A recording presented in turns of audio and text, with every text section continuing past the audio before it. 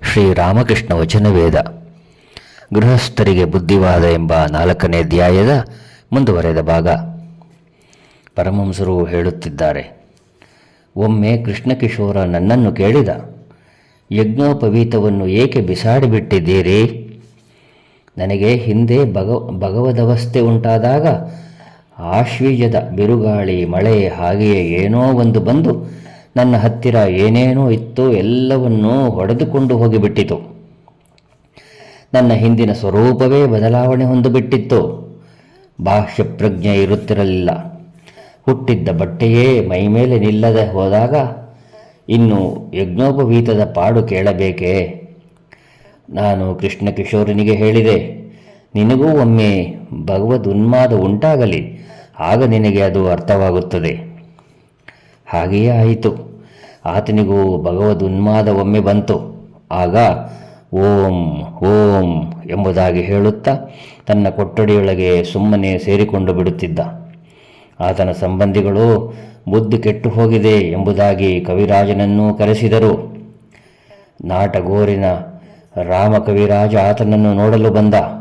ಕೃಷ್ಣಕಿಶೋರ ಆತನಿಗೆ ಹೇಳಿದ, ನನ್ನ ರೋಗ ಏನಿದ್ದರೂ ಗುಣಪಡಿಸಿಬಿಡಿ, ಆದರೆ ನನ್ನ ಓಂಕಾರದ ತಂಟೆಗೆ ಮಾತ್ರ ಬರಬೇಡಿ.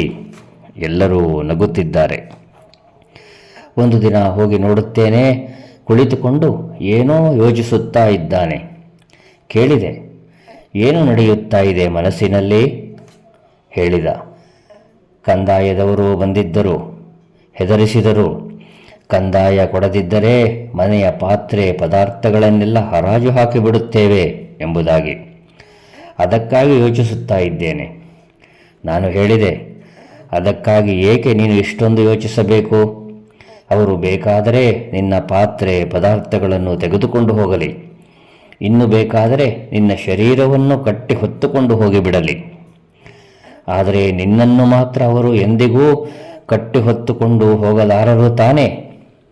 ನೀನು ಆಕಾಶ ಅಲ್ಲವೇ? ನರೇಂದ್ರನೇ ಮೊದಲಾದವರು ನಗಲಾರಂಭಿಸಿದ್ದಾರೆ. ಆತ ತಾನು ಆಕಾಶವತ್ ಎಂಬುದಾಗಿ ಹೇಳಿಕೊಳ್ಳುತ್ತಿದ್ದ. ಆಧ್ಯಾತ್ಮ ರಾಮಾಯಣ ಓದುತ್ತಿದ್ದುದರಿಂದ ಆ ಭಾವನೆ ಆತನಿಗೆ ಬಂದಿತ್ತು. ಆಗಾಗ ಆತನನ್ನು ಖಾ ಎಂದು ಸಂಬೋಧಿಸಿ ನಾನು ತಮಾಷೆ ಮಾಡುತ್ತಿದ್ದೆ. ಅಂದು ನಾನು ನಗುತ್ತಾ ಆತನಿಗೆ ಹೇಳಿದೆ, ನೀನು ಖಾ, ಕಂದಾಯದವರು ನಿನ್ನನ್ನು ಎತ್ತಿಕೊಂಡು ಹೋಗಲಾರರು.